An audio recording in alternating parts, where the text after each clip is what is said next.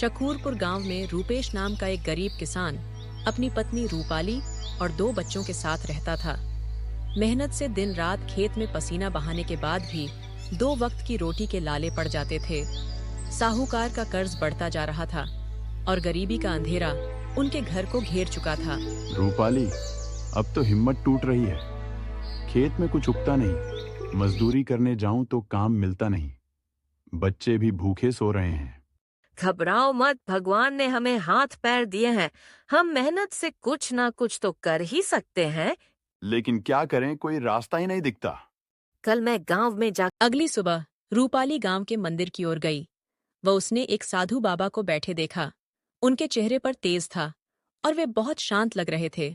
रूपाली उनके पास गई और अपनी परेशानियां बताईं। बाबा, हम बहुत गरीब हैं। दिन रात मेहनत करते हैं लेकिन कुछ भी ठीक से नहीं चलता। आप कोई राह दिखाइए। मेहनत का फल जरूर मिलता है, लेकिन सही दिशा में की गई मेहनत ही फल देती है। तुम अपने पति के साथ मिलकर काम करो, सफलता जरूर मिलेगी। पर बाबा, हमारे पास कोई साधन नहीं है। साधु बाबा ने पास बंधे एक घोड़े की ओर इशारा करते हुए बोले,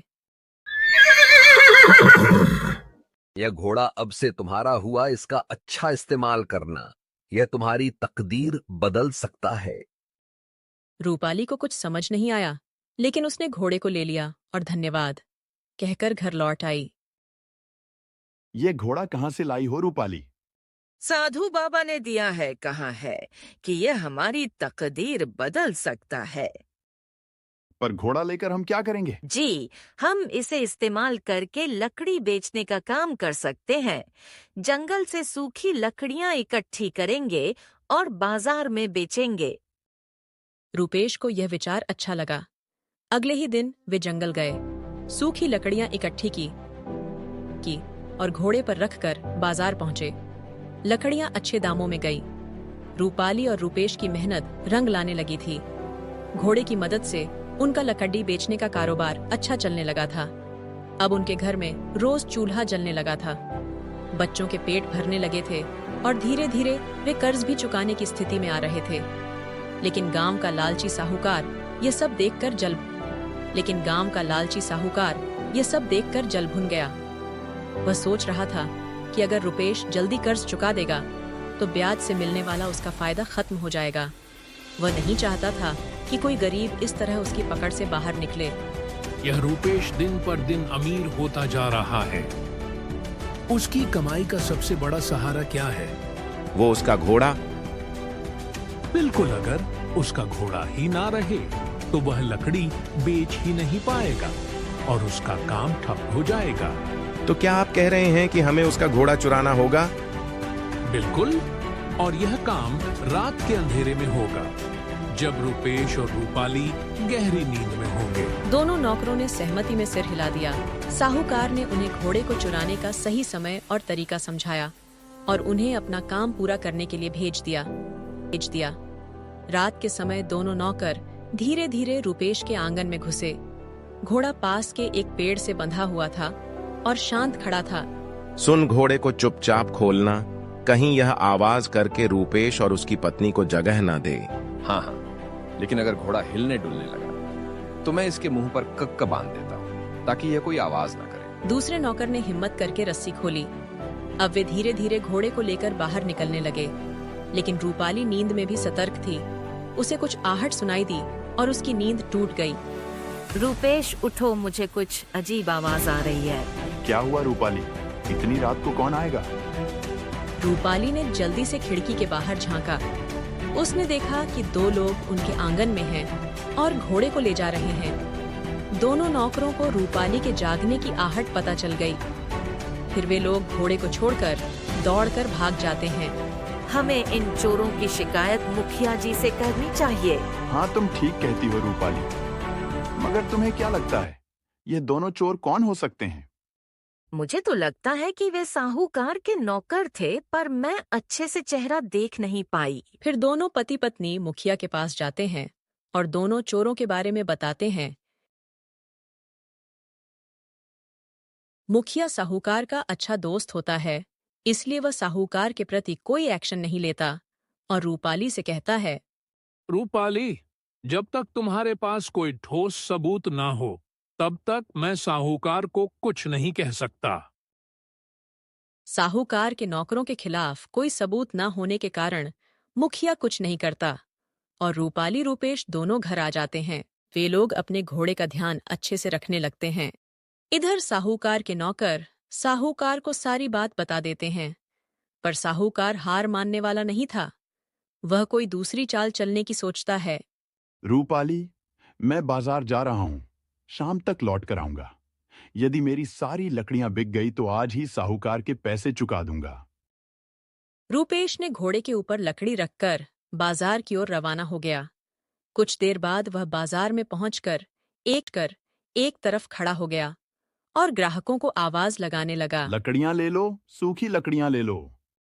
इस फटीचर को आसानी से ठगा जा सकता है। वैसे भी यह शक्ल से ही जन्मजात मूर्ख लगता है। यह सोचकर वह रूपेश के पास पहुंचकर बोलता है, कैसे हो रूपेश भाई? सुना है तुम्हारी लकड़ियां बहुत ही उत्तम दर्जे की होती हैं। गांव वाले तुम्हारी लकड़ियां की बहुत तारीफ करते हैं। क्या तुम मुझे अपनी सारी लकड़ियां बेचना चाहोगे? बिल्कुल बेचनी है हुजूर। तुम ही बताओ, क्या कीमत चाहते हो? 150 लूंगा, मालिक सौदा महंगा है। खैर, क्या तुम लकड़ियां जिस हालत में है उस हालत में बेचो। गब हुजूर, इसमें मुझे क्या तराज हो सकता है? तब ठीक है, ये लो 150 और अपने घोड़े को लेकर जल्दी से मेरे पीछे पीछे चलो। पैसे लेने के बाद रूपेश घोड़े को लेकर साहूकार के पीछे पीछे चल पड़ता है। बड़ी किस्मत से आज कमाई अच्छी हुई है, ये सोचते हुए रूपेश साहूकार के पीछे चला जा रहा था। कुछ देर बाद साहूकार रूपेश और घोड़े को लेकर अपने घर पहुंचा। लकड़ियां तुम यहीं छोड़ दो और तुम जाओ। जैसी हुजूर की आज्ञा। ऐसा कहकर रूपेश ने जैसे ही घोड़े से लकड़ियां उतारने की कोशिश की, तब लकड़हारे रुक जाओ, यह तुम क्या कर रहे हो? हुजूर, मैं तो घोड़े से लकड़ियां उतार रहा था ताकि घोड़े को ले जा सकूं। अरे बदमाश, क्या तुम्हें सौदे की शर्त याद नहीं जो तूने लकड़ियां बेचते समय मुझे मंजूर की थी? कैसी शर्त हुजूर? मैं कुछ समझा नहीं। मैं तो आपको 150 बदले सारी लकड़ियां बेची। सारी लकड़ियां ही नहीं, बल्कि सिक्कों के बदले तूने मुझे अपना घोड़ा भी बेचा है। क्या तूने इस शर्त पर लकड़ियां बेचना स्वीकार नहीं किया था कि लकड़ियां जिस हालत में हैं, उस हालत में बेचेगा? साहूकार की बात सुनकर रूपेश के होश उड़ गए। शर्त के मुताबिक अब यह घोड़ा मेरा है। तुझे अपनी कीमत मिल चुकी है, इसीलिए तू यहाँ से चलता बन। नहीं नहीं, ऐसा मत कहिए हुजूर। मैं गरीब आदमी हूं, बर्बाद हो जाऊंगा। रूपेश बहुत गिड़गिड़ा, लेकिन साहूकार ने उसकी एक नहीं सुनी। बेचारा रूपेश अपने जले नसीब पर आंसू बहाता हुआ अपना घर पहुंचा। अरे, ये आपकी आंख में आंसू कैसे? क्या बताऊं रूपाली, हमारी तो किस्मत ही फूटी है। वैसे ही मेरे पास धन के रूप में कुछ नहीं था। आज हमारा घोड़ा भी हाथ से निकल गया। तुम जरा भी चिंता मत करो, सब ठीक हो जाएगा। भगवान के घर देर है पर अंधेर नहीं। दोनों पति पत्नी खाना खाकर संगीत गए, लेकिन सुबह दुख के कारण रूपेश चारपाई से उठ न सका। अपने पति की हालत देखकर रूपाली बोली, लाओ लाओ वो 50 रुपए जो तुम्हें साहूकार ने कल दिए थे, वो रुपए मुझे दे दो। मैं आज फिर से एक घोड़ा खरीद कर लाऊंगी और मैं खुद बाजार में जाकर लकड़ी बेचूंगा। रूपेश से 150 लेकर बाजार की ओर निकल पड़ती। प्रभु, इनकी रक्षा करना, बेचारे बहुत परेशान हैं। कैसे भी करके मुझे इनकी परेशानी को दूर करना है। मुझे अन्याय से लड़ने की शक्ति देना। प्रभु, अब तो आप ही का सहारा है। प्रभु, हारे का सहारा घाटू, श्याम हमारा। ये सोचते सोचते वह वहाँ से चली जाती। संगीत है और बाजार से एक घोड़ा खरीदकर घर ले आती है।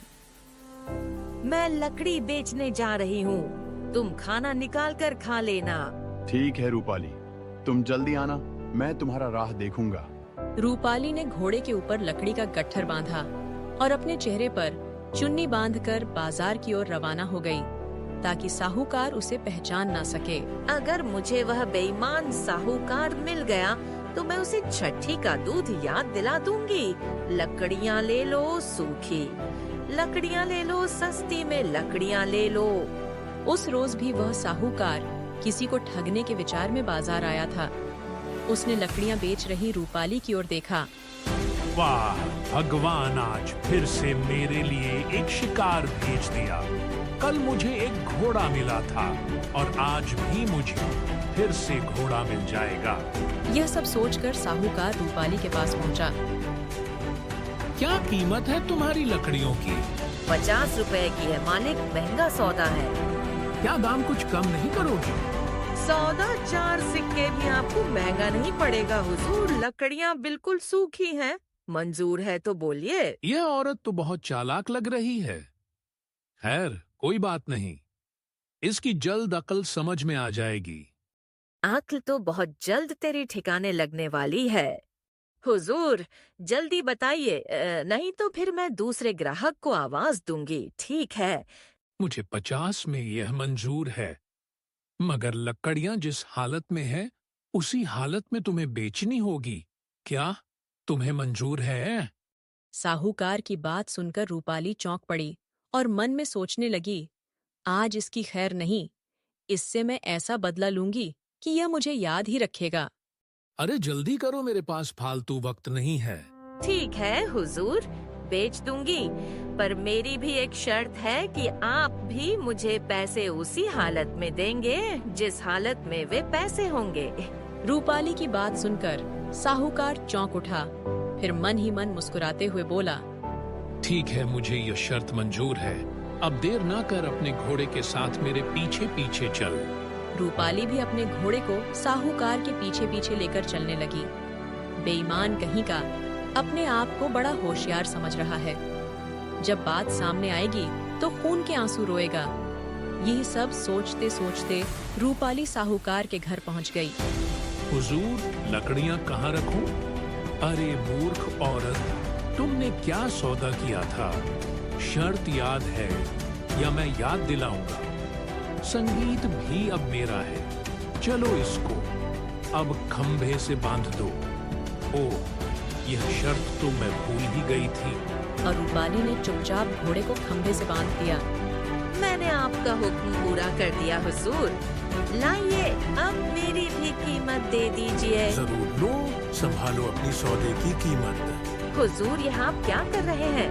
सौदे के हिसाब से लकड़ियाँ जिस हालत में थी, उस हालत में लकड़ियों के साथ साथ मेरा घोड़ा भी आपको मिल गया।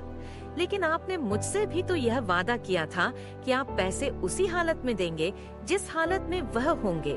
उस समय पैसे आपकी धोती में थे, इसलिए पैसों के साथ साथ आपको अपनी एक टांग काटकर मुझे देनी होगी। शर्त के मुताबिक आपको ऐसा करना ही होगा। लाइए, पैसों के साथ अपनी एक टांग भी काट कर दीजिए। रूपाली की बात सुनकर साहूकार के होश उड़ गए। क्या बक रही है तू? बक नहीं रही मालिक, बल्कि न्याय की बात कर रही हूँ। आपको पैसों के साथ अपनी एक टांग भी देनी होगी। तुम्हारी ये मजाल, मैं कहता हूँ निकल जाओ मेरे घर से। नहीं मालिक, अब तो मैं यहाँ से अपना हक लेकर ही जाऊंगी। रूपाली जोर जोर से चिल्लाने लगी। भाइयों और बहनों, मेरी बात सुनो, मुझे इस बेईमान मालिक से न्याय दिलाओ। अरे, ये तो लेने के देने पड़ गए। ये तो मेरा ही पासा मुझ पर ही उल्टा पड़ गया। अरे, पहले मेरी बात तो सुनो। अब तो मैं सिर्फ एक ही शर्त पर आपकी बात सुनूंगी मालिक, कि पहले आप मुझे अपनी एक टांग काट कर दीजिए। अरे, टांग के बदले में तुम्हें एक घोड़ा, तुम्हारी सारी लकड़ियां और इन सब के साथ 1000 रुपए भी देने को तैयार हूं। भगवान के लिए लोगों को इकट्ठा मत करो। रूपाली और साहूकार का शोर सुनकर देखते ही देखते आस पड़ोस के बहुत सारे व्यक्ति वहां जमा हो गए। रूपाली ने उन्हें बात सुनाकर अंत में संगीत बोली। अब आप लोग सभी फैसला करें कि शर्त के मुताबिक मुझे मेरी कीमत के साथ साथ इसकी टांग भी मिलना चाहिए या नहीं। मिलना चाहिए साहूकार। कल इसी शर्त के मुताबिक तुमने गरीब लकड़हारे से उसका घोड़ा प्राप्त किया था। आज तुम्हें भी अपनी टांग इसी औरत को देनी होगी, बिल्कुल देनी होगी, वरना हम तुम्हें जबरदस्ती सरपंच जी के पास ले चलेंगे। सरपंच जी की बात सुनते ही साहूकार का चेहरा प्रसन्नता से खिल उठा। ठीक है, मैं सरपंच जी के पास चलने को तैयार हूँ। मुझे पूरा विश्वास है कि वह दूध का दूध, पानी का पानी कर देंगे। रूपाली और साहूकार इस समय सरपंच जी के पास पहुँचे, जो साहूकार का घनिष्ठ मित्र था और इस बात की किसी को खबर नहीं थी, लेकिन वह भी सारा किस्सा सुनकर उलझन में पड़ गया। यदि मैं मित्र का पक्ष लेता हूँ तो सारे लोग मुझे अधर्मी समझेंगे, और यह बात महाराज तक पहुँच गई तो मेरी खैर नहीं। सरपंच इतना सोच ही रहा था, रूपाली बोल पड़ी। मुझे गरीब के साथ न्याय कीजिए हुजूर, और मुझे मेरा हक दिलवाइए। सरपंच ने कहा, हम इस नतीजे पर पहुँचे हैं कि दोषी यह साहूकार ही, और तुम्हारी मांग जायज है। लेकिन बेटा, तुम एक इंसान की टांग लेकर क्या करोगे? यदि मेरी मानो तो टांग के बदले जो कुछ भी साहूकार दे रहा है उसे अतिरिक्त 10,000 रुपया और ले लो। नहीं सरपंच जी, मुझे तो शर्त के मुताबिक इसकी एक टांग ही चाहिए। सरपंच ने रूपाली को बहुत समझाया। ठीक है हुजूर, यदि आप कहते हैं तो मैं 10,000 रुपए के बदले अपना दावा वापस ले सकती हूँ। मैं इसकी यह शर्त पूरी करने को तैयार नहीं हूँ। यह कीमत बहुत ज्यादा है। हुजूर, यदि यह कीमत इसकी एक टांग से ज्यादा है तो मुझे एक टांग ही स्वीकार है। कृपया आप देर न करें, इसकी एक टांग काट कर दिलवाइए। मेरे पति मेरा इंतजार कर रहे होंगे। बेचारा सरपंच जी अपने मित्र के बचाव के लिए कुछ न कर पाया। वह मौका ही ऐसा था कि उसे मजबूरन साहूकार से कहना पड़ा। साहूकार, कसूर तुम्हारा है। शर्त के मुताबिक अपनी टांग काट कर देना, या फिर 10,000, ये हमारा फैसला है। मजबूरन साहूकार को रूपाली को 10,000 रुपए और साथ में घोड़ा भी देना पड़ता है। साहूकार से पैसे लेकर खुशी खुशी रूपाली घर आ जाती है और सारी कहानी अपने पति रूपेश को बताती है। फिर रूपाली और रूपेश साहूकार के घर जाते हैं और उसके सारे उधारी के पैसे ब्याज सहित वापस कर देते हैं। इस कहानी से यह शिक्षा मिलती है कि चालाकी का जवाब समझदारी से देना चाहिए, न कि कमजोरी से। इस प्रकार की मजेदार कहानियों को सुनने के लिए हमारे चैनल आर के टूल को सब्सक्राइब करना ना भूलें।